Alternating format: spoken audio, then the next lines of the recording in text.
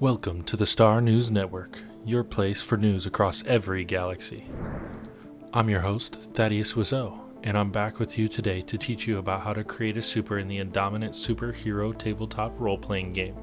I'll be using the game system primer, so don't forget to go to the Odynski website and subscribe to our newsletter to get your free PDF and follow along with me. Before we jump into the details, I want to highlight the two main methods of creating a super. One way is to start with the concept for the super, whether it's their visual look and or personality, or there's a certain play style or role in combat that you have in mind, and create them by picking the customization options that best fit that concept. The other way is to start with a blank slate and let the choices guide you through creating the play style and personality of your super. As we go through the process together, I will be creating Heatsink, also known as Winston Warmheart, a well-known hero that is registered with the Galactic Legion United. The first step in creating a super is to choose one of the 5 archetypes. The Arbiter, a ranged supportive archetype which protects their allies and controls their enemies. The Blaster, the archetype with the longest range, which is best at dishing out damage above everything else. The Bruiser, which gets up close and personal with the toughest of foes and trades blows with them. The Guardian, which leads their team of supers, rallying them to continue the fight and acts as a shield against harm. And the Hunter, a mobile mid-ranged archetype that lies in wait for the perfect opportunity to strike at the weak points of their foes, criminals and villains alike. Heatsink here is a blaster, because he is a ranged combatant who spreads flames across the battlefield and focuses on dealing a large amount of damage. After choosing your archetype, you want to allocate your initial +1 stat bonus, which is Intellect for Arbiters, Power for Blasters, Might for Bruisers, Durability for Guardians, and Agility for Hunters. Then you have 5 stat points to allocate as you wish amongst these 5 stats, with the exception being that none of them can go above 3 at level 1. After that, based on our stat allocation, we go through the list of combat stats and input the appropriate values in their respective places. Now input your archetype's unique drive mechanic and drive recovery feature, and choose one skill to gain expertise in from the list of 4 which is determined by our chosen archetype. Last but not least, write in your first archetype ability in its appropriate location. For Heatsink, I put 2 stat points into Power, plus the 1 from being a blaster for a total of 3. 2 points into Agility so that Heatsink's defense isn't too low, and 1 point into Durability because Heatsink is pretty tough.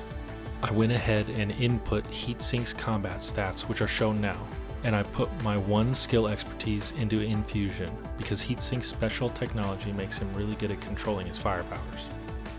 You can also see the archetype ability and drive sections are filled in. Next, let's choose our species type, and more specifically a species among those.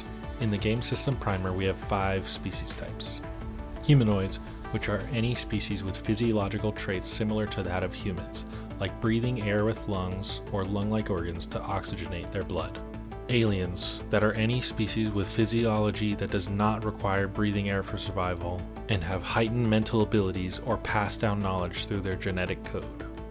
Robotics, species that are made up of inorganic materials yet still have self-awareness and individuality. Cyborgs can fall into this category too. Highly intelligent creatures, high Cs for short, which are any animal-like species that are intelligent and self-aware and can even speak languages. Enhanced animals and non-Earth-based animals fall into this species type. And lastly, Celestials, unique species which are born of some type of energy or element, though still remain physical beings, that can absorb that same energy or element as an energy source, and can even produce it from their bodies. Since the universe is a vast place, these species types were made to be broad enough to allow you to create your own species and drop it into one of these categories to give it a balanced mechanical place in the universe.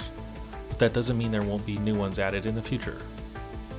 Let's add the 3 species traits to our character sheet, and if one of the traits allows you to, make sure to choose any new skill expertise now.